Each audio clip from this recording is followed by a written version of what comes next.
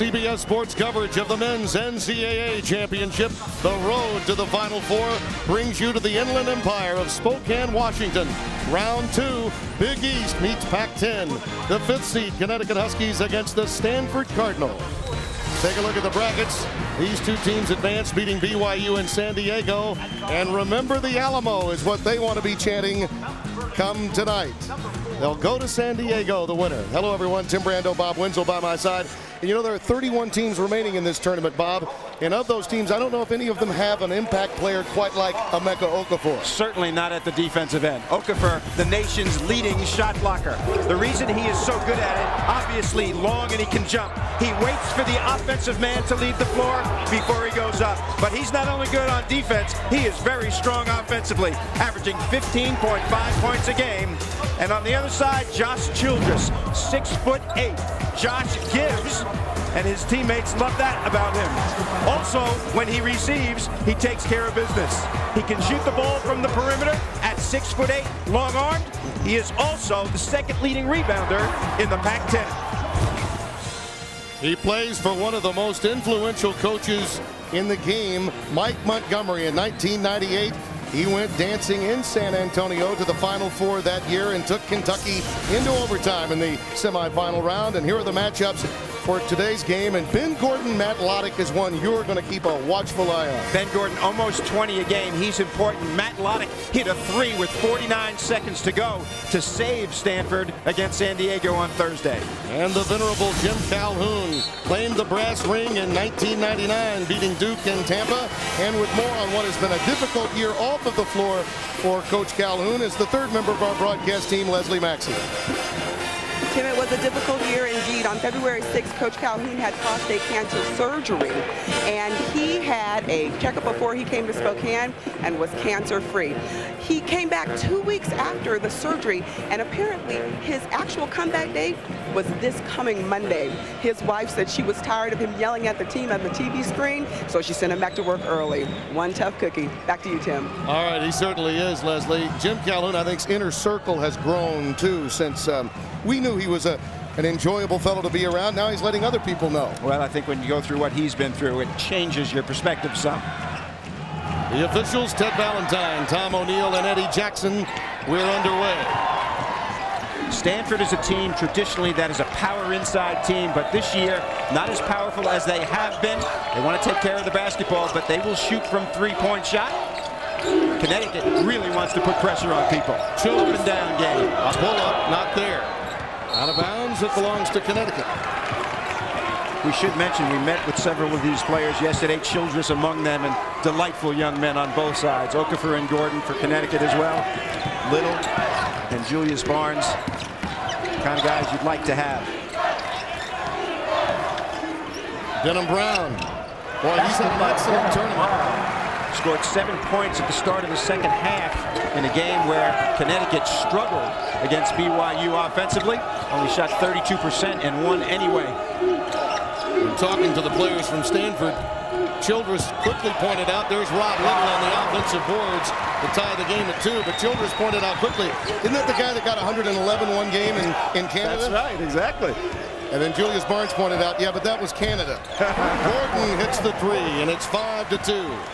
Good start for Connecticut from the standpoint they were really struggling from the field against BYU. Fast-paced game to their liking.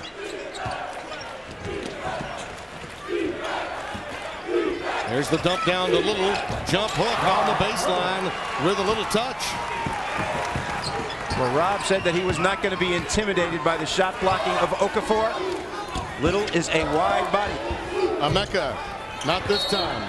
Good position for Justin Davis, and Hilton Armstrong picks up the foul. The freshman from Peekskill, New York, does start but does not play starters minutes. Well, Mike Montgomery, Pac-10 success for many, many years at Stanford. Before that, successful at Montana as well.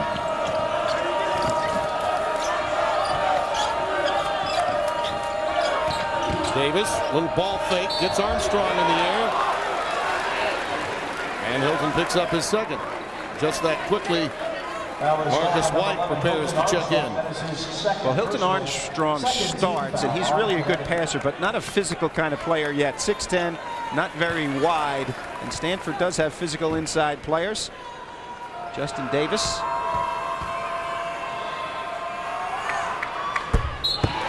The Cardinal from Palo Alto. You think of an outstanding all-around academic and athletic program, they've got it. At-large entry out of the Pac-10, their 12th NCAA tournament appearance. 32,000 students. That's a lot of smart people in one place. You start talking about claiming trophies for all-around sports championships, the swimming team, the golf team, the tennis team, the baseball team, they've got it all. They had Tiger Woods, too. They sure did. Gordon with a lead. Good news. He had 14 points, but the guards, Talik Brown 0 for 7 and Robertson 0 for 4 against BYU. Jim Calhoun wants Gordon to be more selfish at the offensive end. Yeah, as a total group, the three guards were 4 out of 23 the other day. They need to improve upon that. Oh, that is weak. However, this guy, Talik, ignites the break, and that's his role on this squad.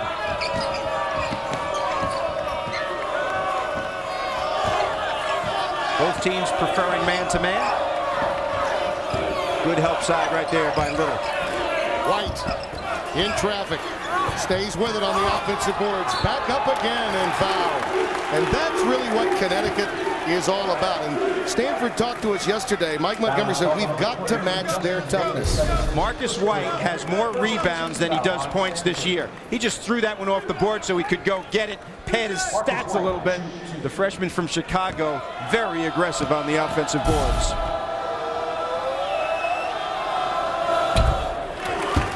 Also not bad from the free throw line where White almost 70% from the field. And a reminder for those of you expecting the tip of Missouri and Marquette, we'll get you there. White converting at the free throw line, and it's a 9-6 Connecticut lead. Well, Davis picked up that foul. He was in foul trouble against San Diego, and that's something that Mike Montgomery was concerned with. At times, Davis can get out of his game when he picks up early fouls. Childers on the wing. Count. Mr. Versatility for Stanford.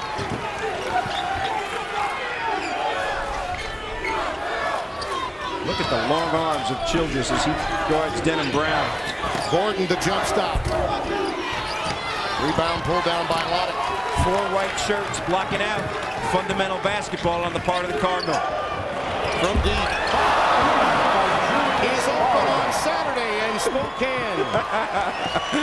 Julius Barnes has now been a starter in 57 straight games, appearing in 119 as of today. The only Cardinal on the all Pac-10 team.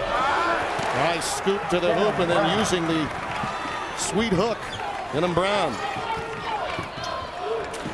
Despite great tradition, Connecticut a very young team this year. Okafor and Gordon, their signature players, only sophomores. Okafor swatting away an alley-oop attempt. Talik Brown, end-to-end. And end-to-end is the right way to describe Talik Brown's role on this team. He is the engine of their fast break. That's his first bucket in Spokane. He was 0 for 7 from the floor, as you mentioned, in round 1.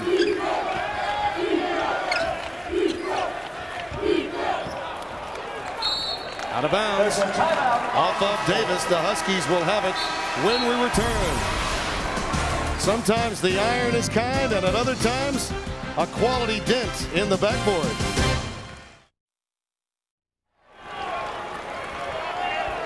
Connecticut leads by 1, and you can follow every play from each game of the NCAA tournament, along with updated scores and scoreboards, as CBSSportsline.com and America Online enter keyword CBS Sportsline. Jim Calhoun wants his team to value the ball. So far, 0 turnovers in this game, and Gordon and Okafor getting looks early. That's good news for the Huskies. Denham Brown into the double team. Nice jump stop. Does not convert, and the rebound off the deck coming to Loddick. Poor pass. Brown got in the way. Heads up. Yep, the arrow to Connecticut.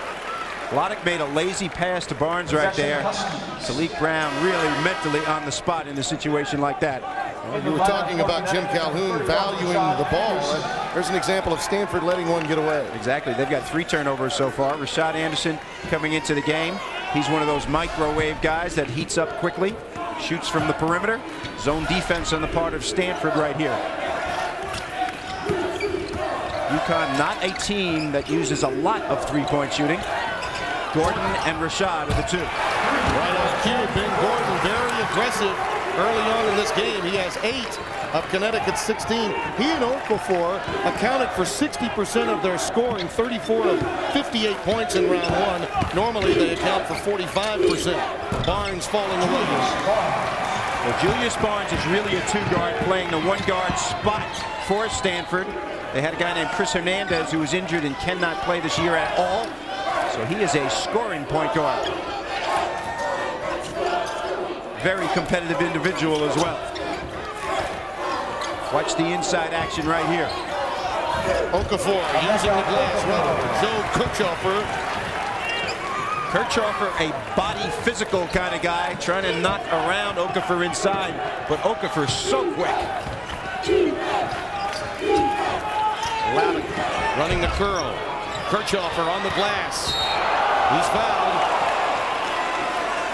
Marcus White from the backside got a piece of him. Marcus White, that is his first personal, 3rd team foul. When you move the ball side to side, you get open shots against a zone. UConn understands that, and they got the right guy shooting it. Ben Gordon, 19 points a game for the Huskies.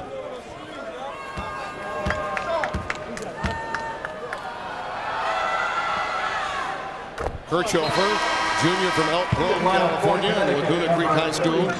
This is a Stanford team, for those of you on the East Coast that are not as acquainted with Pac-10 basketball. You remember Stanford from '98 with the Mad Dog Madsen, and of course Young, who was a 7-footer that played for them for some time. Bordich was an outstanding player they thought they'd have back. Well, Borchardt and Casey Jacobs, absolutely, the Stanford team, both have gone on. This is a team that generally has always played big. This is now a team that has to play up and down the floor, and that's why this matchup is more anticipated, because the styles of play are similar. Yes, and in the past, their styles of play would have been very, very different. Stanford normally a team that bangs it inside. They don't want to get away from that too much. Robertson in the game with the ball. Their 3rd guard. He and Gordon can play together. 3-point lead for Connecticut. That was a lane violation a moment ago, so the free throw did not count, and a turnover by the Huskies. Okafor more familiar with his back to the basket than facing. First turnover committed by Jim Calhoun's team. Mike Montgomery told me yesterday, Tim, that he wanted to substitute early, even though he didn't think it might be the best thing, just so that his guys can be rested. There's good quickness on the part. What a floater. He is smooth with a competitive ticker. You like his hair? Makes him about 6'10". He is a throwback in many respects. He's got the finger roll, too. A little Iceman in his game. Rashad Anderson not there. Loddick skying for the rebound. He's got 3 boards. Matt Loddick. Nice pass. Does not finish. Well, that was a beautiful pass from Robinson. The effect of Okafor. Offensive foul against Okafor. Robinson really hustling back on the defensive end to collect the charge. He planted himself in transition. Don't like this call very much. Okafor just running down to get position. A flop on the part of Robinson. He had an early foul in game 1, about 13 seconds into the game, and then still managed to play smartly throughout the rest of the game. You know, it's funny, Mike Montgomery was talking to us about San Diego flopping, and evidently they went to work on the scouting report. Emeka Okafor foul trouble is extremely important to UConn because he is the center of their defense. People shoot 38% against UConn for the year, largely due to his role. Hayes up and under against that Rob Lillard. Smart move by Hayes, who I think very quietly does a nice job when coming in for Emeka Okafor. Well, he is the power forward that plays center for Okafor. But Hayes, an adventure at the free throw line. Good thing for Connecticut, he shoots about 40%. They'd rather take the ball out of bounds on this one. Hilton Armstrong coming back into the game, replacing Marcus White. Ben Gordon also taking a seat. Well, the good thing is that in the backcourt, Robertson and Talik Brown and Ben Gordon are a nice three-guard rotation. Anderson, a scoop to the hoop. 20-17 Connecticut. He's usually allergic to the paint. He's a guy who jacks from three-point at any time. Nice to see him rounding his game a little. 8 minutes gone. We're in the opening half from Spokane. Winner of this game to San Antonio in the Sweet 16. And Grunfeld is coming to the game. And off the bounce, off the front rim. Grunfeld is the son of Ernie Grunfeld. Of course, known recently as an executive in basketball, but of course in college was part of the Ernie and Bernie show at Tennessee. Timeout. Connecticut up early. Quality pace early on in Spokane. Get up by 3 with 11:39 remaining. Tim Brando, Bob Wenzel, Leslie Maxey, happy to have you with us. Jim Calhoun's team has turned it over 3 of their last 5 possessions.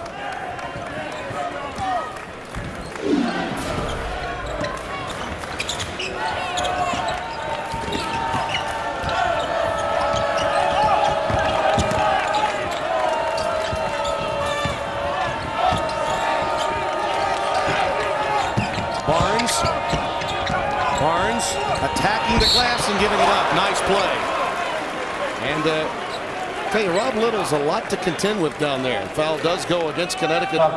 Tony Robertson picks it up. The 32 in blue. Good patience on the part of Stanford on that particular play. Little is very strong and wide. Not the type of guy that you're going to think is going to get intimidated. Averages 9 points and about 6 boards a game. Shoots 56% from the field, but only about 60% from the free throw line. Emeka Okafor coming back into the game. It's interesting how Jim Calhoun uses Okafor. When he gets his first foul, he takes him out immediately, maybe a calming kind of situation. Got to coach him up a little bit, get him so he doesn't commit that second crucial one in the first half. Anderson, count it, and a foul.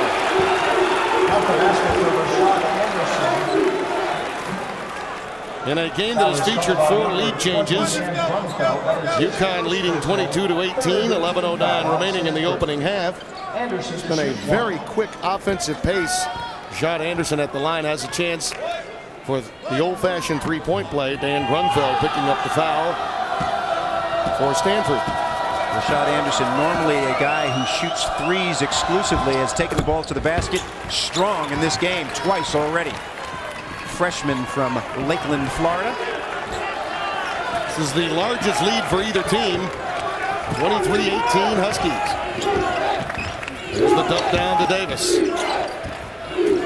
Looking for some defense by Hayes right here, Timmy. The hands and feet of UConn very quick in this game. Hayes tries to save it, but does so to little. Stanford gets another chance.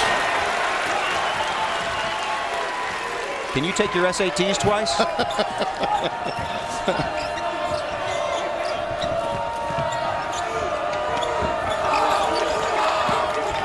The guys in blue are playing very solid defense. Barnes. Great shot by Barnes. Shot clock running down. The value of a scoring point guard. He's 3 for 4. 7 points for him. He is a good one-on-one player. Had 18 points against San Diego on Thursday. Hayes in traffic. Stays with it though. The ball was spinning as Davis took it down by Julius Barnes, and Josh Childress had to take an exam after the first round game from 9 o'clock until midnight on Thursday night, and it was in media ethics. Wow. That's nice to know that they have their value system correct by taking such a course at Stanford. Grunfeld, ugly shot.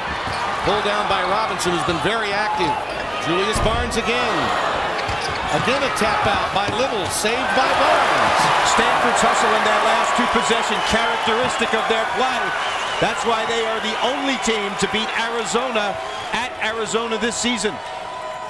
Now the tap out by Little was very smart. Robinson short-armed it.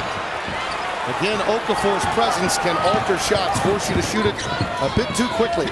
And even when he's not blocking shots, his value there. UConn likes to quick shoot, but when they're missing, you can get back in the game against them. Stanford preferring to play 5-on-5 in the half court right now. Little, yes, and a foul. 7 in the game for Big Rob, sophomore from Hampton, Virginia. Sunday on 60 Minutes, Americans in uniform as soldiers? No, as cops, getting ready to do battle with terrorists. Sunday on 60 Minutes after basketball. Well, Rob Little told us yesterday he would not be intimidated by the shot-blocking reputation of Emeka Okafor, and he has used his body well to shield the ball. His game against San Diego, very good numbers, and Okafor will have to sit with 2 fouls with 8:51 to go in the first half.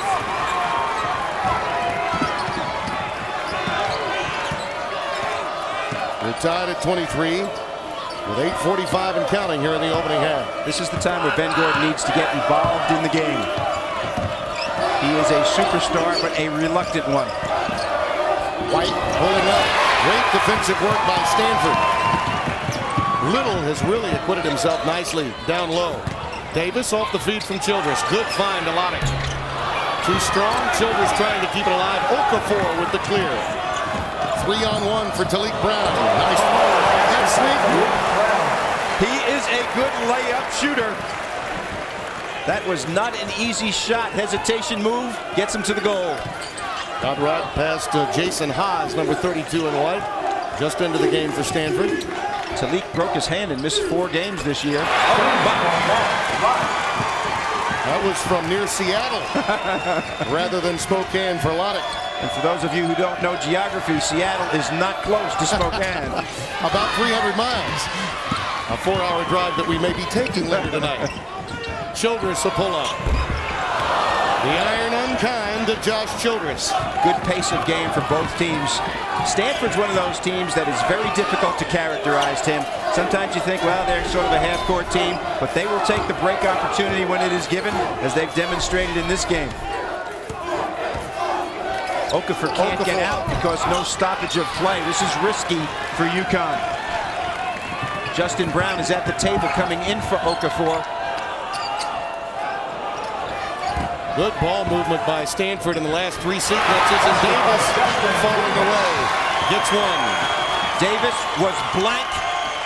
0 points against San Diego, in foul trouble the entire day.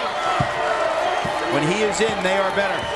Our friend Clark Kellogg at halftime will no doubt mention spurtability. Well, both of these teams have it, and this is a 10-2 run for the Cardinal. Gordon the dump down to White. Unselfish on the part of Gordon. Basket, Marcus White. Marcus White, a freshman from Chicago. Whitney Young High School. Did not get much playing time early in the season, Timmy. He's come on like gangbusters late. Justin Davis is confident. Not in early foul difficulty. Quality move, the fadeaway.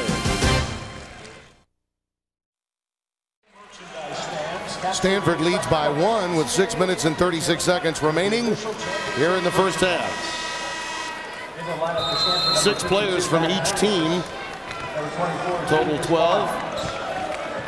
6 players, a total of 12, already having scored in this game.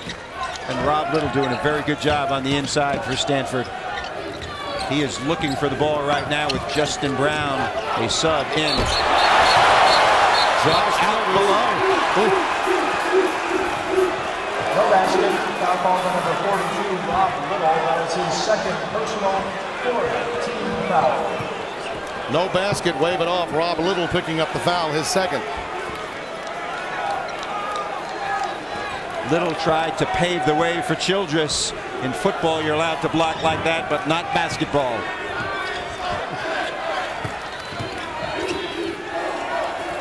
Gordon trying to blow past Lodick. Simply lost his dribble. Stanford's interior defense has been nice early on. Okafor, who is in now for Little, also did a good job on Okafor when he was in. Harry-Ass in also. 2 subs at the 4 and 5 spot for Stanford.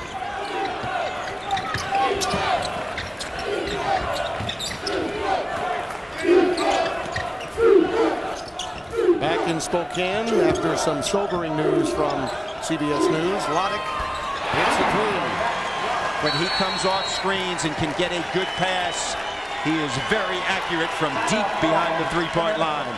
Timeout taken by Connecticut as Stanford has opened up a 4-point lead, their largest in a game of runs. We'll be back. Tim Brando, Bob Winslow, Leslie Maxey here in Spokane. Connecticut down 4. Emeka Okafor, why not find him? Well, he has not established himself offensively. That is only his 2nd basket of the game. Unusual for Okafor to have that feud at this juncture of the game. Just over 5 minutes to play. Loddick ball fakes Anderson. And Okafor claims his 6th rebound of the game. Stanford extremely heavy starting offensive end. Nice block by Okafor. Matt Harry-S into the game. Got a hand up that time. There he is again, very active on the glass since coming in. Okafor and Harry-S now part of that rather smallish front line that has played very well today. Well, they are subs at the 4 and 5 spots, and Mike said he was going to substitute early in this game, and he has. Stanford, Timmy, doing a very good job of getting back quickly, preventing fast breaks on the part of the Huskies. Talik Brown ties the game. He's 3 out of 3 after going 0 for 7 in round 1. He's improved his field goal percentage dramatically, up to 30. Loddick really looking for his shot early. Out to Barnes. Julius wants to shoot from up top. A good find by Loddick. 10 in the game for the senior from Roland Heights, California. Well, Barnes and Loddick had a combined 35 points in the first game against San Diego, so perimeter scoring very important for Stanford. Brown, the dribble drive and the 3. What a nice pass, creating the vacuum for Tony Robertson. Indeed, those two guys have played a lot together. Robertson, all East Regional last year. And UConn made it far enough to be beaten by Maryland, the national champion. Harry-S falling away. Hey, well, that's a little gravy offensively when Matt Harry-S, the freshman from Page, Arizona, can come in and make a play like that. He is not counted on for his offense, but none of the Stanford guys who get in as substitutes, Tim, look like they're intimidated in any way. There's that toughness again on the drive by Robertson, which really afforded the opportunity for the low post bucket. 6 in the game now for Okafor. It's amazing what a different team UConn is when Okafor is in the game, really at both ends. Certainly at the defensive end, we know all about that. But offensively also, he is their chief inside threat. Marcus White pulls it down. Talik Brown doing a very good job in this game, handling the ball, getting the ball to where it needs to be, maintaining poise for his team. But right now, he is not a good outside shooter, so they play 5 on 4 in these kinds of half-court situations. Brown, not much spacing that time for the pass to White. No place to go. Over penetration. Julius Barnes is really feeling it. A baker's dozen for him. 3 out of 5 from downtown, and the Cardinal lead is 3. Stanford's balance is impressive. Barnes and Loddick on the perimeter, very confident. And then inside, Little, and Childress does it both ways.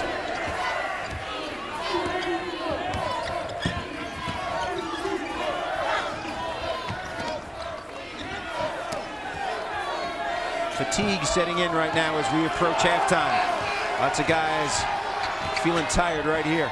Talik Brown, boy, I tell you, he's had no conscience taking it to the rack today. We've had 7 ties, 5 lead changes, and the largest lead has been 5.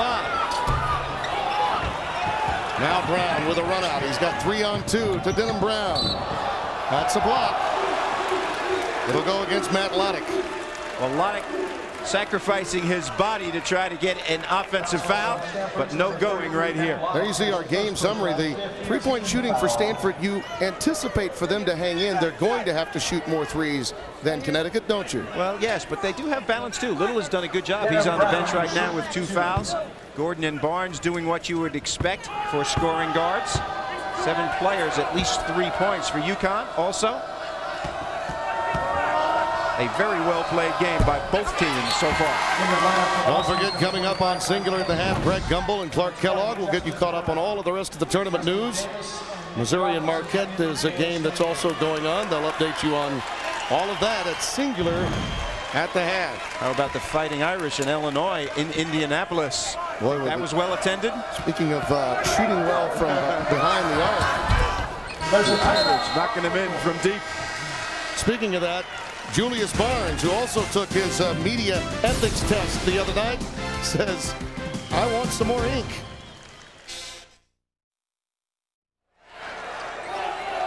The Cardinal by a deuce Wednesday on CBS. Survivors on a special night, and a surprise twist is about to blow the game wide open. Don't miss an exciting all-new Survivor on a special night Wednesday at 8, 7 Central on CBS. Julius Barnes, Tim, has 13 points on 5 of 7 and 3 for 5 from three-point range. He averages 16 a game, so he has having an awesome night.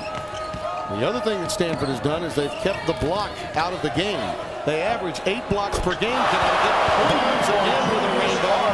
So far, 0. A goose egg for Emeka Okafor and Connecticut.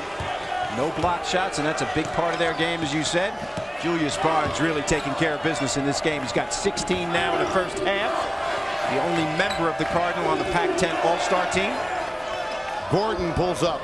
And answer. You know, he's got a cousin, does Ben Gordon, first cousin Dean Joseph, who is in the Army and is serving our country in Kuwait. So his eyes were on the rim, but his heart is certainly elsewhere, as is the case for many of us here in the 2003 NCAA Tournament. Indeed. Barnes falling away. When a guy is feeling it, you let him go like that. Even if he takes a bad shot once in a while, it's still okay. Robertson a leaner. Stanford with a lot of tap outs that have really helped them on the glass. Barnes open.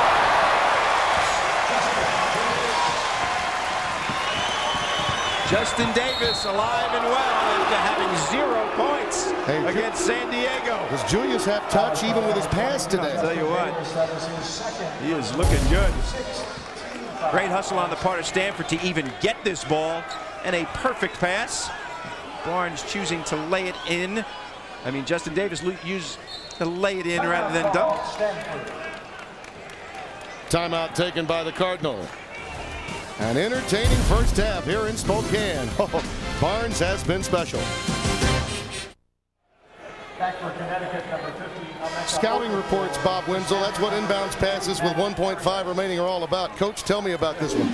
Well, right here, you know, you want to inbound the ball and catch and shoot.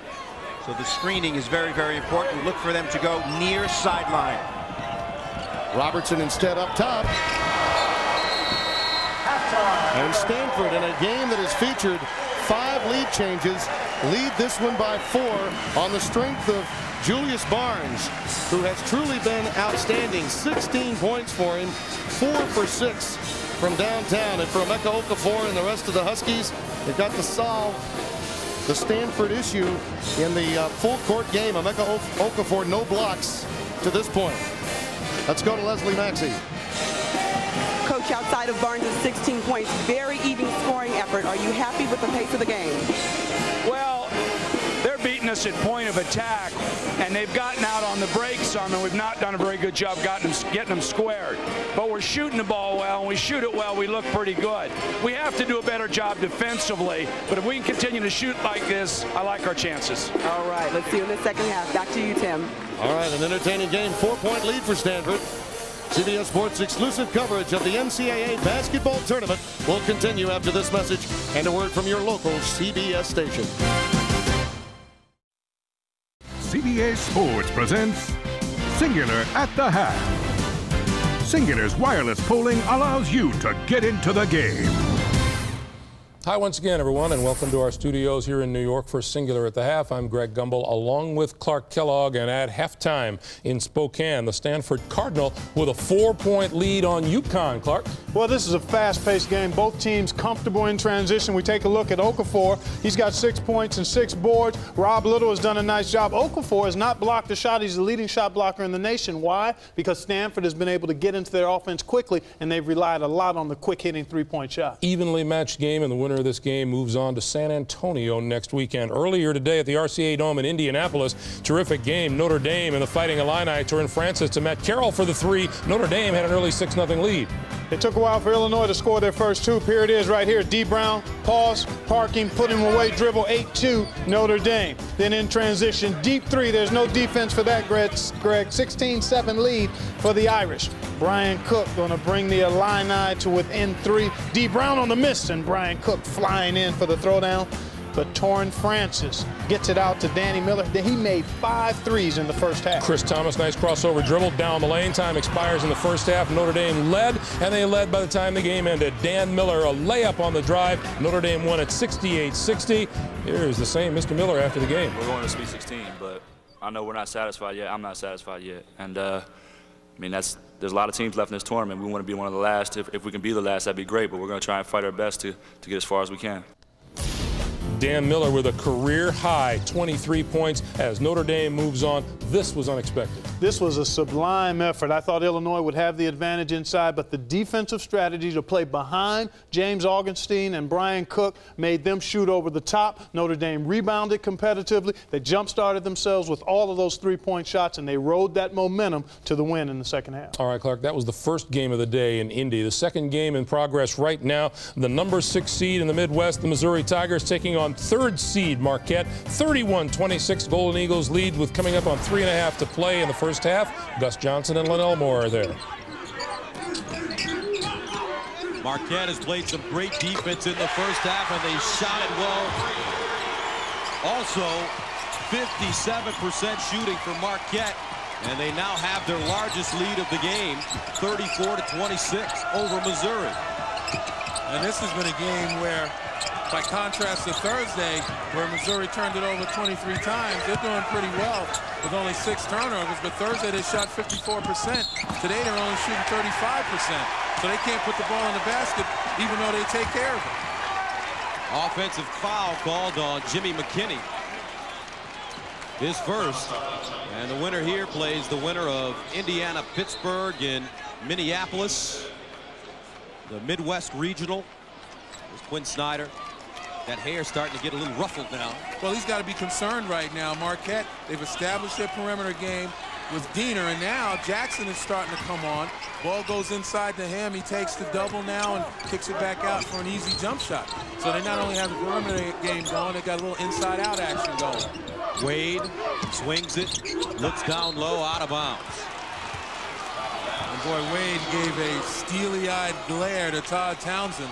After he drove, Townsend's got to get his hands up on that pass. He keeps looking over at him. Hey, come on, man, you got to be ready for that. Wade with 4 points. Now Arthur Johnson, they've gone away from him. Johnson pivots, fires off the mark. Wade with the rebound. Another good defensive trip. Johnson could not get into that paint. It's difficult for him to raise up on that jump shot. And if Clemens and McKinney don't hit some perimeter shots, as Wade does there, it's going to be hard to get the ball to Arthur Johnson. Timeout, Missouri. Right on the money.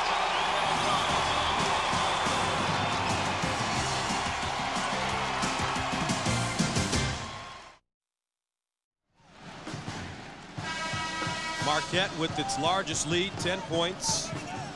And the Golden Eagles out of Conference USA. They won the regular season title. And let's take a look at some of their conference mates. Cincinnati losing to Gonzaga. Louisville defeated Austin Peay, and a surprising loss for me, Memphis getting blown out by Arizona State. I thought Memphis would go a little further. So did they, I'm sure. Let's see if Missouri can get some kind of production from their backcourt of Clemens and McKinney. They are combined 1 of 9. Clemens 0 for 5. Now Paulding in the corner. Clemens finally gets one to fall. And they did it off of teamwork, penetrate and kick, instead of trying to make it on a one-on-one move. 36-28 and a whistle. Looks like a foul coming up against Marquette. Robert Jackson called for a foul. Tom Green says, what did he do? Well, right here, he sets the screen, and then he moves very quickly, trying to slip the screen. Didn't get there in time, didn't get set, and certainly didn't allow Ricky Paulding time to change direction. And you never get an illegal screen unless there's contact, and Jackson made contact ever so slightly. Paulding for three. Got it. Ricky Paulding with 14 points. Missouri closes to within 5. I think Quinn Snyder took that amber light off and put on the green for Ricky Paulding. Merritt back in, along with Joe Chapman. Wade down the lane, the kick, Chapman. Got a good look and hits. This kid hit a couple of big shots in their first round win. Yeah, primarily a defensive player, but you give him that open look. And Dwayne Wade did a nice job of setting that. He knew exactly what he wanted to do with it when he went to the paint. Paulding fades away. Arthur Johnson there, but a foul called on Dwayne Wade. Wade going over the back of Arthur Johnson. It's quite the battle on the weak side of that glass. Arthur Johnson just commanding supreme attention from the white shirts of Marquette. Marquette over the limit. So Arthur Johnson will go to the line and shoot free throw. Travis Diener returns for the final 27 seconds of the first half. First one up, and he misses the front end. Wade with the rebound. Shot clock turned off. Game clock reads 21. Here's Diener. Here's the time when you know a team's holding for the last shot. This is where you want to gamble a little bit, at least until about 10 left. Now you got to play good, strong, solid half court.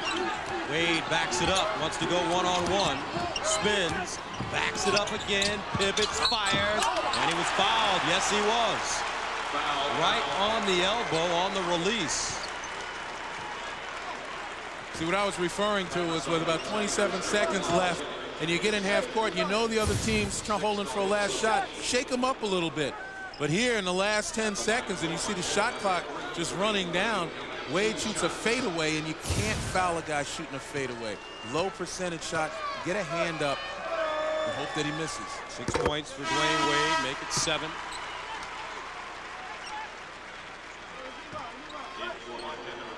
Wade scoreless in the first half of their first round game versus Holy Cross. Took 3 shots, 0 for 3. Second one good. And that is the end of the half as Marquette trots into the locker room with a 10-point lead. They shoot 63% from the field in the first half. Well, Dwayne Wade came to play in the first half of this game, unlike Holy Cross. Now let's go to Solomon Wilcox, standing by with Tom Green. Coach, at 10:30 this morning, you had your team on the floor working on that matchup zone. How much did it pay off for you in the first half? Well, I think it did. You know, we want to do a good job defensively with our zone, and we know we've got to attack a zone. And we just work through this foul trouble a little bit and keep getting good shots. You know, I like our chances. All right, thank you, Coach. Thank you. Back to you, Gus. All right, then. Marquette's Golden Eagles in the first half, very impressive. A 10-point lead at the break over the Missouri Tigers. Here's what's still to come here on CBS this evening. California will take on the top seed in the East, Oklahoma. Tulsa will meet 5th seed Wisconsin in the Midwest, and out west, the number 1 seed Arizona will meet Gonzaga. 2 more games later on this evening. Number 2, Kansas will take on Arizona State, and number 3, Duke meets Central Michigan. We thank you for joining us here on Singular at the Half. Back to Spokane for the second half of Stanford and UConn after this. CBA Sports presents Singular at the Half. Singular's wireless polling allows you to get into the game.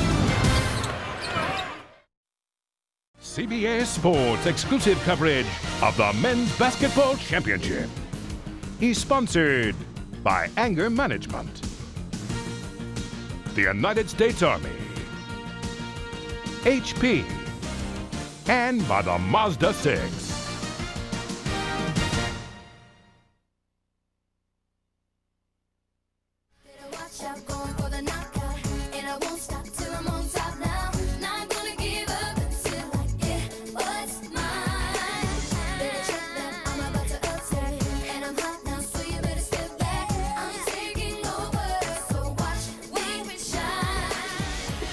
Lots of guys shining near the Palouse here in Spokane. The Cardinal up by 4 over Connecticut.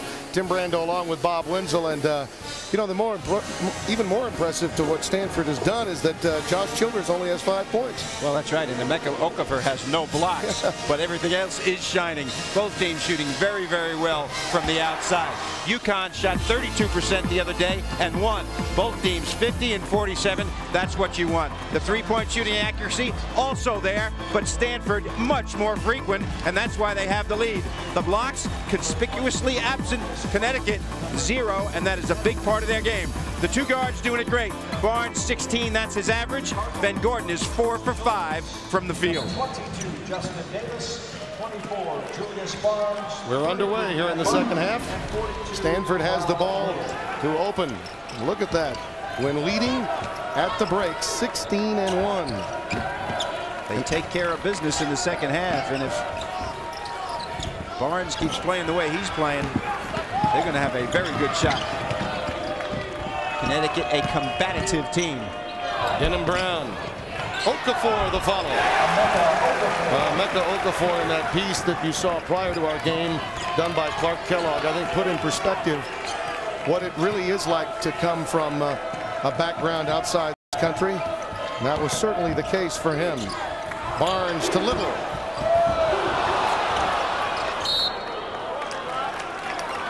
Second half just underway with Stanford leading by 2. They were up 4 at the break.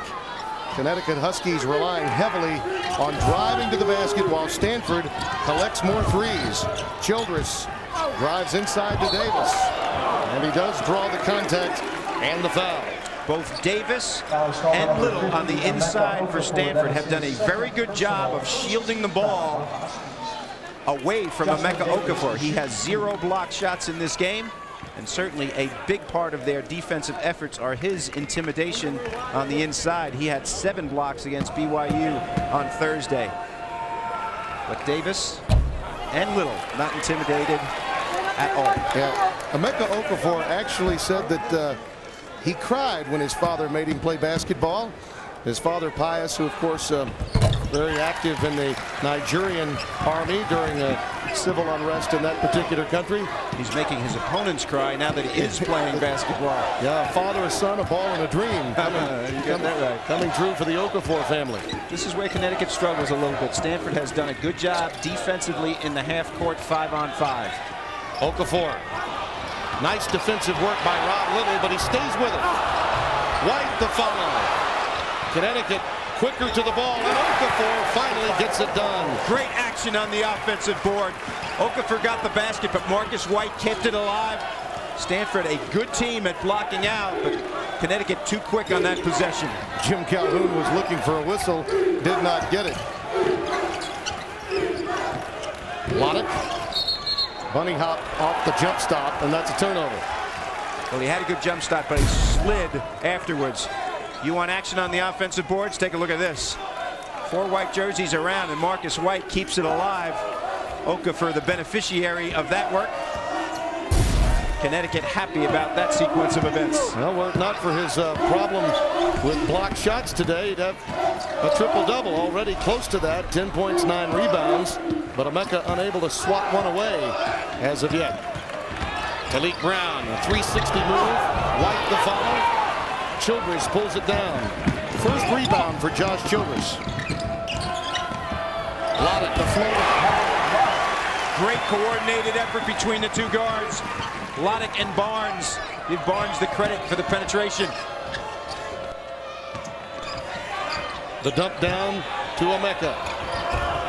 His offensive game alive in the second half, Jim. his offensive game still so raw. And yet when you think about where Patrick Ewing was at the early stages of his career, and the block shots for Okafor right now at this particular point, better than that of Patrick Ewing's. The game has changed quite a bit. I think we've not seen the best of Emeka by a long shot. Oh, he's going to get better and better, and a very intelligent player as well. Little. Davis. That'll be an over the back on Justin Davis. That'll be his third foul. Remember, he has been foul prone. At the offensive end, notice he positions. He catches the ball in the blue painted area, so his jump hook is not that far away. He gets up quickly. He releases the ball on the way up, so it is very difficult to block. He has 6 points and 3 boards, and we've not played 3 minutes of the second half. I think at halftime he got excited about getting back in here and doing his job. Connecticut certainly can win with him not being a shot blocker. Gordon off the curl. 4 for 4 from downtown for Ben Gordon. Sophomore from Mount Vernon, New York. Well, you see Connecticut at its best when Okafor and Gordon are doing most of the offensive damage. And that's what we've seen right here to get them the lead after being down 4 at the half. This is their first lead since it was 25-23, and Davis with a nice move. He hasn't lost his confidence, though he's picked up 3 fouls, which has been his MO. 9 in the game for him. Mike Montgomery talks about Davis being a little fragile when he gets calls on him early in the game, but so far hanging very tough. Little playing behind Okafor, not a great thing to do here. Yeah, he talked to you yesterday about shading Okafor, that's what you really need to do. He wanted a 3-quarter Okafor to force him away from the basket. Right here, Justin Davis, nice spin move. He's challenged well. That's not an easy shot right there.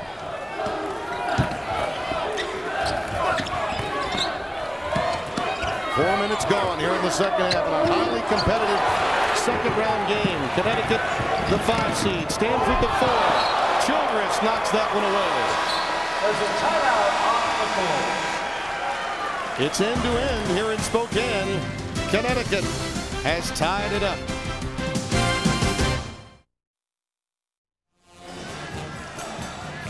Our tournament summary. The East Coast and the West Coast doing very well. Notre Dame in the middle of the country advancing. State of Oklahoma 3-0, and Maryland 11-1 in their last 12 games. Yeah, but you know, we went a little deeper. You did. Yeah, 2 Bearcats have been ejected. That would be Huggins and his radio analyst. The Hawk and the Duck, and the Seahawks have gone as well. And you know, when you stop and think about it, it's not easy. The Stanford Tree has managed to stay involved in the tournament. When the mascots are being ejected, you have intensity. That was really fun seeing Jim Nance and Billy Packer detail the story of the quack attack. Oregon and Utah. Yeah, amazing. Loddick giving it up to Barnes. This is a career night for Barnes. Against Arizona, Timmy, he made 2 free throws with 8 seconds to go to seal that victory. But this game, he is unconscious. 19 in the game for him. Davis lost it. UConn really hustling on the offensive boards. Okafor gets the shooter's touch. That is a tough shot. He was bodied well. Ended up shooting a fadeaway. Give Denham Brown credit for keeping the ball alive.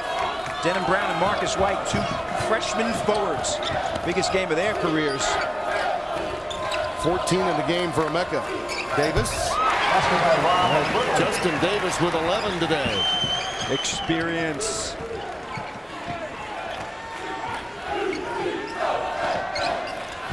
Malik Brown almost lost his dribble there.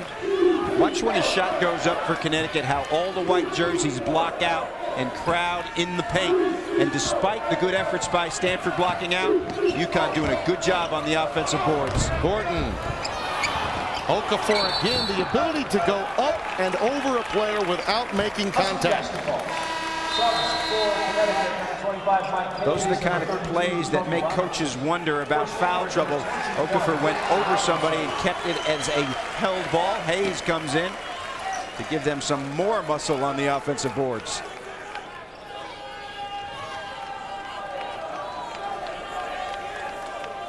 Watch how Stanford does not guard the inbounder on this play. He stays alive. Gordon's going to try to use a screen after he gets involved on the inbound play. Robinson gambled, almost gave up the baseline, but was quick to recover there. This week, catch the Emmy Award-winning Late Show with David Letterman, the biggest stars, the biggest laughs, and the biggest events are all on Dave. The Late Show with David Letterman right here on CBS, America's most watched network. Tim, I think you could post Letterman up. Anderson. Basket by Anderson. Quick shot artist. Another freshman forward.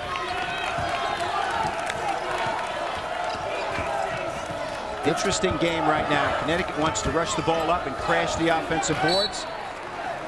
Stanford pushes the ball up, relies on Barnes and Loddick for their perimeter shooting. Jim Calhoun cannot stop talking positively about Emeka Okafor, and you can certainly understand why. Special to his team, special to his community, and for the game of college basketball, he should be the billboard for what's right. Amen. 3.9 student. He will graduate a year early from the University of Connecticut. Okafor and Little with outstanding GPAs as quality centers. Nice run again, and Jim Calhoun enjoys that one with the... That is a strong move right there by Gordon. This is upper body strength. Watch the jump stop. Watch how low he ducks his shoulder. Gets knocked off balance, but keeps his upper body square to the hoop. That's why he's such a great scorer. Little fist pumping from Calhoun, who wants Gordon to become more selfish. 6 out of 8 from the floor, 4 for 4 from downtown. You know, he made a point to us yesterday. He says, I understand what coach is talking about, but I see Emeka Okafor. He needs to get 18 to 20 touches a day. Yes, Ben said that. Yeah. That's right. Yeah. And that's something for a guy who's supposed to be getting that many himself. 17 in the game for him. Barnes is fouled from behind the arc by Robertson. That'll be 3 shots. Well, Barnes is a first-team All-Pac-10 performer. They choose 10 players for the first team. Robertson, known for his quickness. Barnes is having a great game, knocking shots in from the perimeter. He's very quick, so you kind of have to back up on him. Excellent free throw shooter as well. Thought it was interesting yesterday. We were asking about you were asking about defense, and Josh Childress said, you know, many times I have to guard the opposing team's best player. Barnes just rolled his eyes and said, who? What are you talking about? 81% from the charity stripe for this young man. You can follow each game of the NCAA Tournament on the internet. For more information on how you can watch March Madness from your computer, just go to ncaasports.com. And you had posed the question, I believe, to Childress about the yes, the defense. because he had 4 block shots yesterday, and he was coming off his man to help out inside. Today he has to guard shooters in Denham Brown and, of course, Rashad Anderson, so not able to do that as much. Not lacking for self-esteem off his defense from Thursday. Fresh in his mind. Okafor. They're going to him right now. Little is feeling a bit fatigued right now. Early in the game, Kirchenhofer and Harrias both came in and guarded. Look at the big people for UConn. That's the tall and the short of it. The inside and the outside of it. Robinson, not this time, cleared by Okafor. Numbers. They like it. Robinson. That is a guard flying to the basket. Big time highlight for Robertson. That usually ignites the defensive end as well. Little on the glass awaiting, but Robinson decides to use the window himself. Nice answer by Stanford. An anti-momentum play. Yeah, you know, Little was waiting for a pass, and instead he became a screener in that sequence for Stanford. Gordon really trying to heat up now. Content to not take bad shots, however. Robertson with a stop and go, and Hayes is hacked by Childress. Connecticut, Tim, is a team that puts the ball on the floor and creates with the dribble very well. Right here we have creating in the air very well. Tony Robertson showing his ability to elevate. but when they go too early with the dribble, that's when they get in trouble. The ball needs to reverse sides once or twice, then put it on the floor when the defense has had to make some adjustments.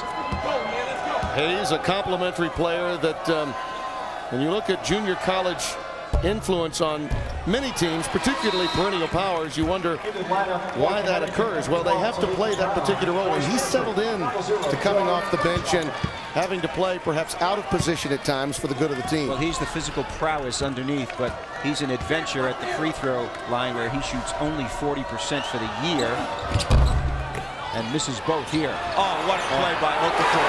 Are you kidding me? Displaying strength, ripping that ball away. What a great guy to watch play. Isn't he fun to watch? 18 points and 14 rebounds for Emeka Okafor. Dan Grunfeld back on the floor now for Stanford as Little sits. Stanford now a very small lineup on the deck. Childress and Kirchhoff are the tallest of the towers for Stanford. Ooping. Both teams have been able to get it done that way here in Spokane. 62-58, Connecticut leading by 4. After 28+ minutes, the largest lead in this game has only been 5 points. Julius Barnes providing a lot of that lead for Stanford in the first half, and Emeka Okafor doing likewise for his team in the second half.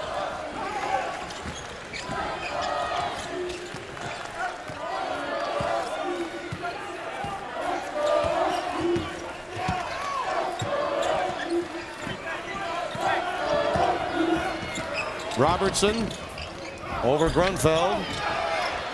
Kirchhoff pulls it down for Stanford.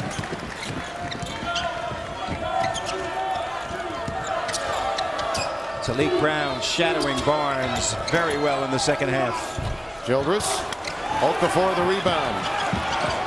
Childress struggling today, only 2 out of 8.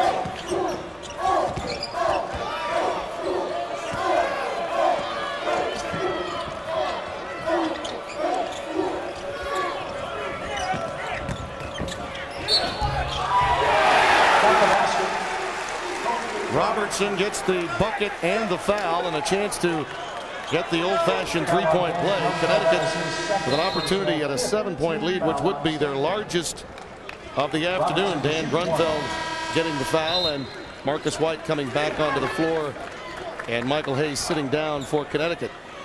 Robertson really giving them a lift. He was the guy who ran the floor and got the dunk on the fast break, taking it hard to the basket with the dribble. The story in this second half has been Emeka Okafor just taking the game over on both ends. There was only one game this year where he did not have a blocked shot. That was at Miami.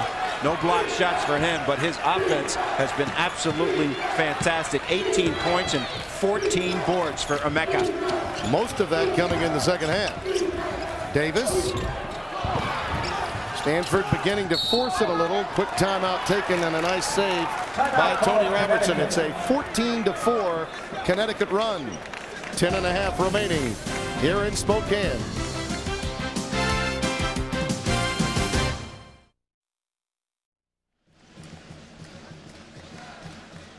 Emeka Okafor has 0 blocked shots, but 18 points and 15 rebounds. And in the second half, he's almost has a double-double. 12 points and 9 boards for the aggressive center of the UConn Huskies.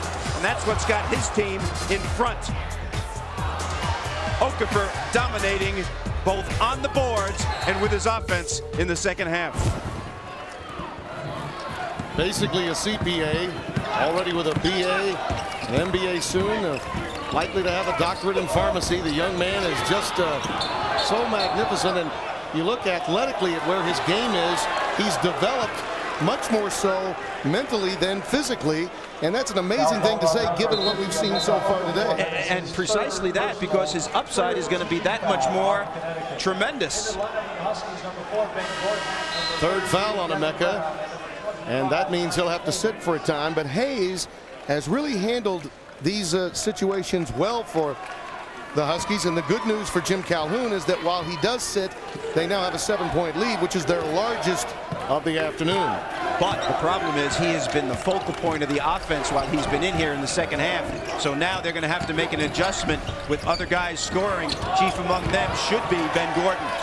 Barnes drew air that time. Davis trying to keep it alive feeds Little. It's opportunity time for Stanford right now, Tim, with Okafor out of the game. UConn's defense inside not as good, and their offense inside not as good either. Shot clock at 5. Loddick to launch. And again, look at that block out by Hayes. He and White making certain that the Cardinal could not get a second chance. If Hayes can just hold serve here, so to speak, against Little and Davis inside, UConn will maintain its lead. However, Stanford should go inside here. The Cardinal were leading by 4 at halftime. Here's Gordon. Follows his own shot. Uses his strength over Loddick, but rushed the shot. Pulled down by Little. No offensive board. Note that well. Oh, look at that move by Barnes. High arching, and Davis tries the follow. Out of bounds, last touch by Hayes. Some real stick-to-itiveness that time by Stanford.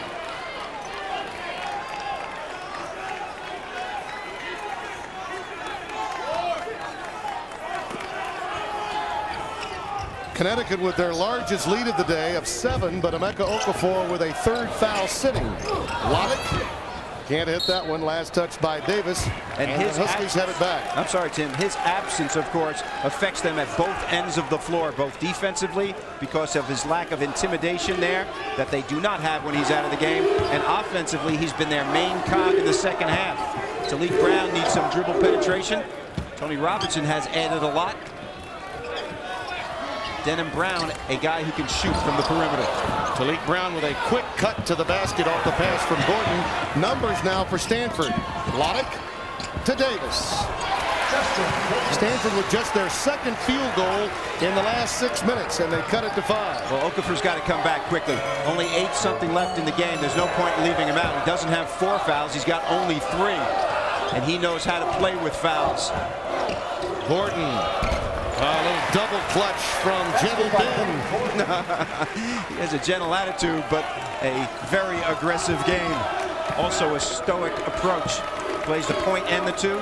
Equally adept at scoring and passing. Barnes.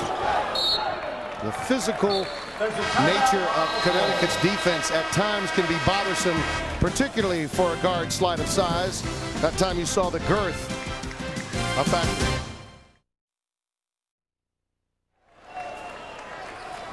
You look at our game summary, clearly Emeka Okafor hitting the pedal has been the difference, but Bob Wenzel, what must Stanford do really to exact change here in the second half? The reason they had the lead at halftime was Barnes was so exacting from the perimeter. They need to shoot well from 3-point range, but they need to do it by getting it inside first and then getting it back outside. The problem is Okafor is back in the game, and his presence immense in the second half. So you had 2 minutes on the bench, comes back into the game with the deficit still 7 for Stanford as it was when he left. Look inside. Little trying to front right now.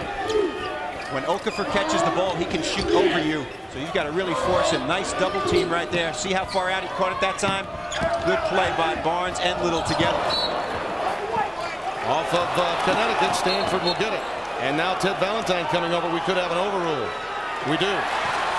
Valentine overruling Eddie Jackson. Incidentally, that's right in front of Connecticut's bench, huh? This just in. I think Little did hit it out of bounds. Jim is taking the time to lobby a bit more. Ted Valentine saw it clearly underneath the basket. See, the shot clock is at 3, so not a lot of time to initiate offense here. Denham Brown went too early. Brown must throw it up. Did not draw iron. Shot clock violation, and it belongs to Stanford. But we should mention Denham Brown's defense against Josh Childress today. He quietly goes about it night in and night out in the Big East, and I think we're finding out in the NCAA tournament that when you define role player, Denham Brown is right there. And he can shoot the basketball. Childress really absent in the offensive flow for Stanford, and the other day he was their best guy with 22 points and 11 boards. Little in traffic is fouled. Gordon will pick it up. Well, there's the inside that I talked about. I think Stanford, to come back to answer your question, they need to get the ball inside to Little, and when he is double teamed, he can dish it out. But Mike Montgomery, definitely a philosophy guy that wants to take it inside first. Little, not aptly named.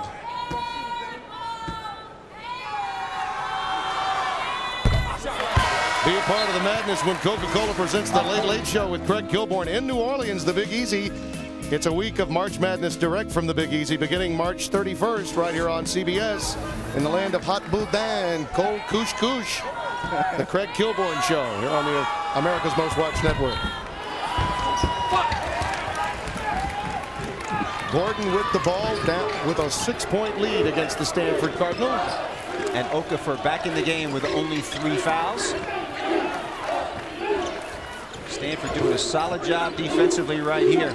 Loddick and also Barnes not been out very much at all in this game. You wonder about their fatigue in the end game defensively. Childress comes away with a pick. That was a bad pass. Hayes was put in no man's land. There's your first rejection. Out of bounds to Connecticut. The first block of the game for the nation's leading shot blocker. And Childress is a guy who can take it strong to the basket. Look at this timing. Josh, bagosh. It's going the other way. Wow. First block for him. He averages 8 a game, so I think he got about 4 or 5 emphatically in that one. That counts for more than one, huh? Well, the Huskies as a team average 8, and he averages 5 of those 8. Stanford trying to go zone right here.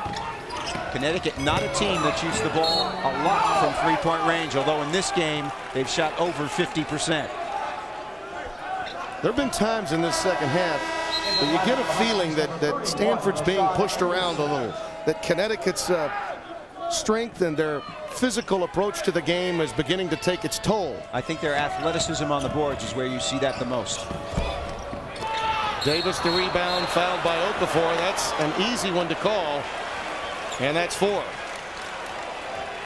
You do not take him out at this juncture in the game, in my opinion. Now it's called by number 50, Emeka Okafor. And he is going to bring in Marcus White, it appears, with a 6-point lead. That's an interesting call by Jim Calhoun. Well, I'll tell you what, Okafor has played with fouls. Jim obviously knows his team better than I, but in a situation like this, when he went out before, they maintained the lead, but it was very tenuous. Yes. Right now, Stanford can get the ball inside. Hayes, pretty strong defensively, but the other guys, not great defenders in there. Yeah. They can take it, watch this, right to the paint. Davis. They get an inside shot to him and then an offensive board immediately. I don't understand Josh Childress settling for a fall-away jumper there when he could have taken it right to the hole with Okafor out of the game. I guess he felt he didn't have a lane all the way, and he's angry at himself as well. 2 out of 10 from the floor for Childress. Stanford choosing to go zone right here, an extended zone. They need to find Gordon wherever he is. He's running through, and he'll be in different places in the offensive alignment. But right now, the inside game will not be there for Connecticut offensively. Gordon. Childress only his 2nd rebound. He's the 2nd leading rebounder in the Pac-10, and in fact, in Pac-10 play had more than anyone else. Almost 9 a game. Davis. Pull up. Nice. That's what I'm talking about with Okafor. If Okafor's in there, that shot, if it's not blocked, it's contested much more so.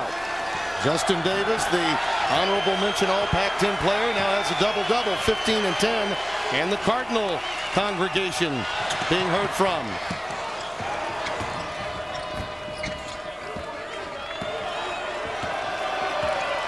Critical juncture right here.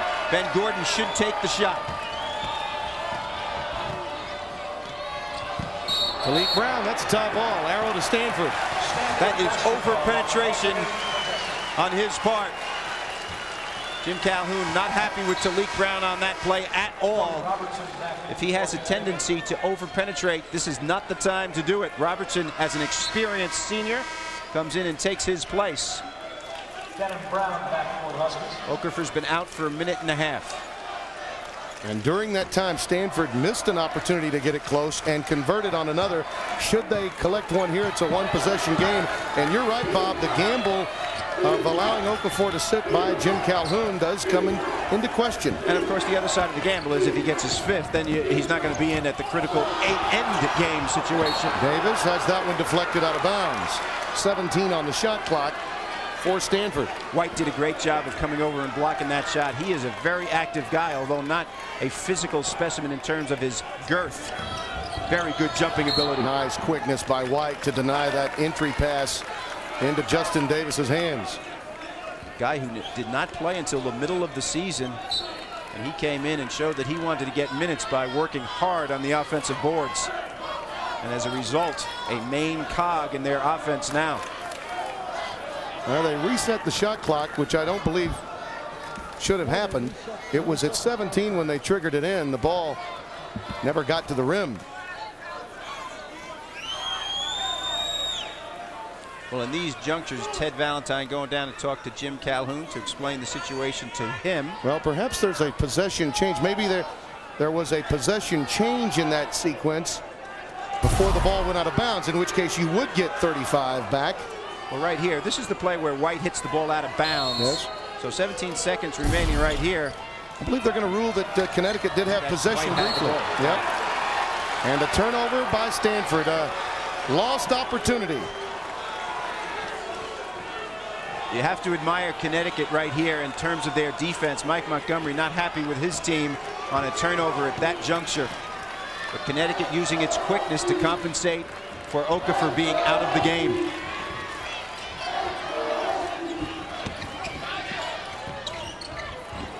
That was nearly a double dribble. Robertson almost lost it twice. And that was the third time. Loddick one-on-one against Gordon. He's done a pretty good job against Gordon here in the second half. There's a nice pass right into Hayes. Again, he can handle the bumps. Gordon very capable of doing that as he feeds Mike Hayes for his first basket. Gordon's strong upper body made a great pass here.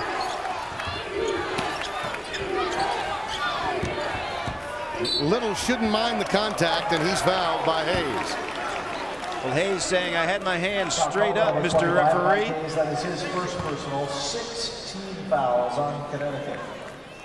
First foul against Hayes. And Rob Little gets to the line. Young man that very nearly went to Virginia before opting for the quality of education at Stanford. Rob Little. Young man out of Hampton, Virginia. Well, he really bothered Jason Keep of San Diego in the opening round. Keep averaging 18 a game. He really did a great job on him. Keep the West Coast Conference first team all-conference play. Let's take a look at the CBS Sportsline stat of the game. Bench points. Connecticut blowing out the Cardinal there. Get complete tournament stats at cbssportsline.com. On America Online, enter keyword CBS Sportsline. Well, Okafor with 4 fouls, only 3 minutes to go in the game. Connecticut holding strong in his absence. This free-flowing game becoming a half-court grinder down the stretch in Spokane.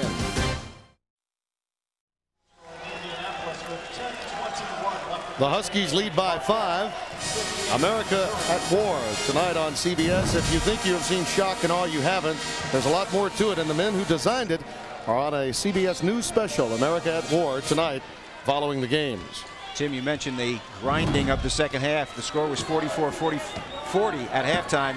In the second half, UConn 29 points, Stanford only 20. And Barnes, despite 21 points, only 5 in the second half. Stanford shooting 33% in the second half. What a three-pointer that is for Rashad Anderson, the freshman from Lakeland, Florida. He has 10. Jim Calhoun plays 9 and 10 people all during the course of the season, proving very valuable here. Barnes got a banker earlier, not this time. This is the largest lead of the day, and it comes at a most inopportune time for Stanford. Gordon back at the point guard position. Calhoun upset with Talik Brown over-penetrating. So now Robertson and Gordon will handle the ball handling duties. Oh, a 1-4 set for Anderson to work with. Robertson operating against Loddick. A leaner, short-armed it a bit, got his own rebound. quick jumper. A new shot clock. Very valuable right there, and a foul. Gordon, the best free throw shooter for Connecticut, going to the line. Yeah, well, they had one to give. So when you think of that factor, they've got to get Connecticut to the free throw line eventually to lengthen this game.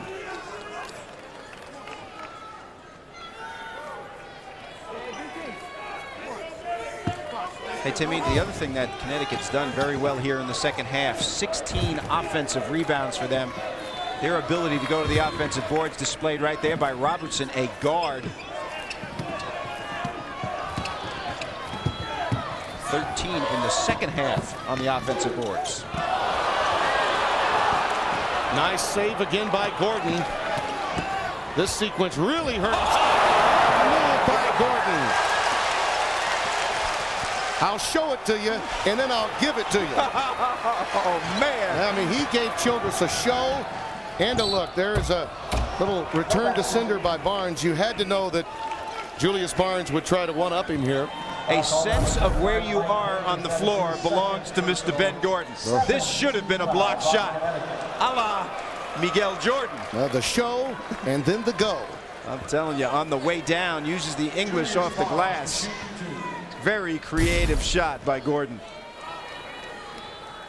No fist pumping, however, after that one. I think he expects himself to make plays like that.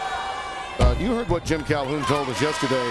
Said you think of Ray Allen and the kind of player that he was, and Caron Butler and the player he was.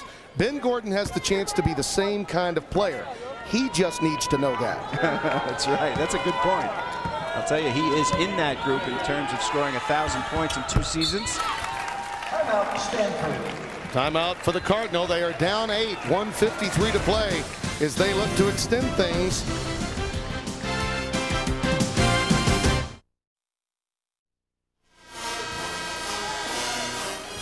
A full complement of timeouts for Mike Montgomery to work with. The interesting aspect of this Connecticut lead is that Okafor has not been really part of it.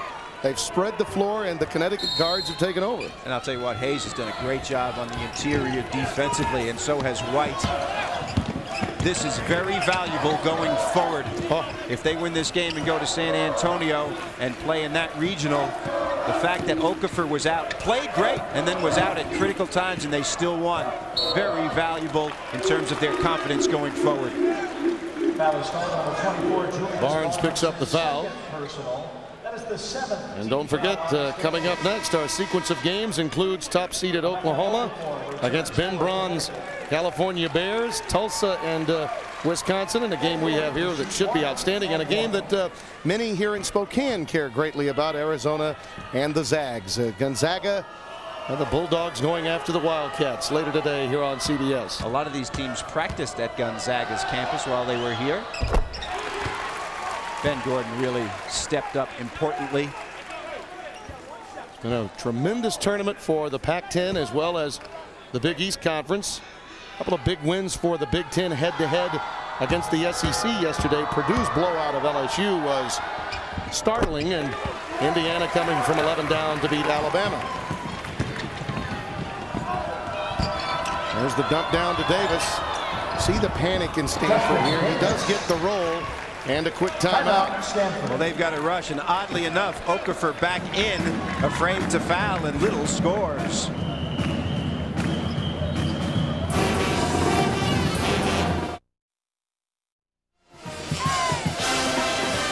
Tim Brando, Bob Wenzel, and Leslie Maxey here in Spokane. The Stanford band trying to perk up the percussion section for their team, trailing by 8. Full court pressure on the part of Stanford, not something that they do a great deal of. To counter, Connecticut with 3 guards in the game. Talib Brown, Robertson, and Gordon, obviously, for better ball handling. Well, it appears that Mike Montgomery wants them to play straight up in this sequence. They are running out of time. Won't have the option of doing that often. Loddick's defense does help. I think the Stanford fans there wanted a carry, but they didn't get it. And there's a bump. That's a giveaway. 10 seconds left on the shot clock, and at that stage, why foul? Well, you don't want to foul at that stage of the game. It's better off to wait those 10 seconds and try to force a miss. That's just frustration. the right guy on the free throw line for the Huskies. 80% for the year. And has not missed today. Very soft-spoken young man. Hayes did a great job while he was in the game in substituting for Okafor. Interior defense by that young man was excellent. You know, Bob, the only thing that can get in Connecticut's way the rest of this season is their youth. Yeah. I mean, that's really the only problem, because you've seen so many of their games in the Big East this year. There are times when they can play with anyone, but because of their youth and not having that guy that will go for the guillotine, so to speak, they run into trouble. They stall out. Offensively, they really stall out at times. Nice pass to Davis from Barnes. And again, the timeout by Mike Montgomery, using that full complement that he had at his disposal. 57.6 remaining.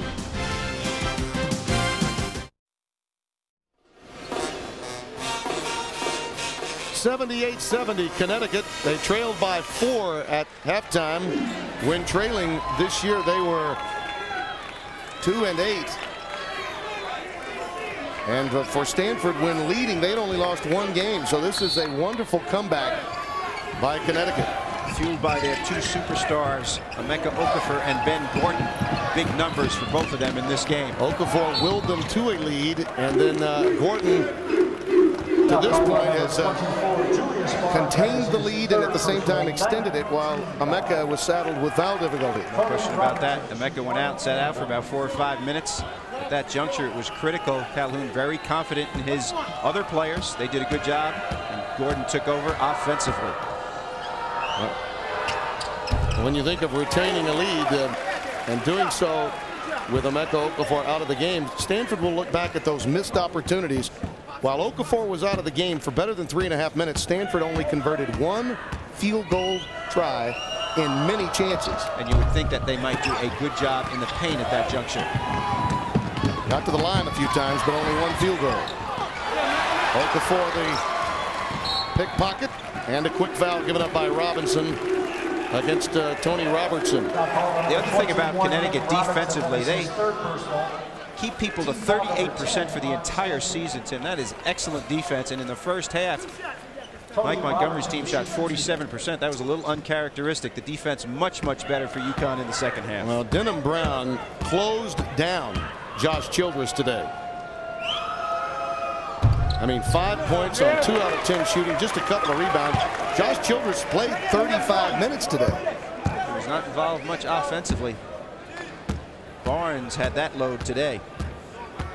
And Justin Davis also played very well on the inside. All in all, this Stanford team, though, overachieved in so many respects in the Pac-10. Winning at Arizona. Not many people able to go into the McHale Center and do that. Nobody.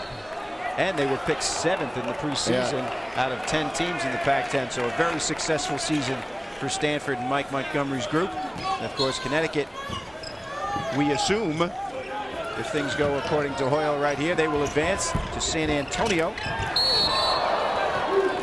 And if the seeds hold, they will play the University of Texas there. Texas, of course, must beat Purdue. Yeah, that's a big out. See, I think Purdue, particularly the way they played against LSU, that's going to be a tough take for Texas.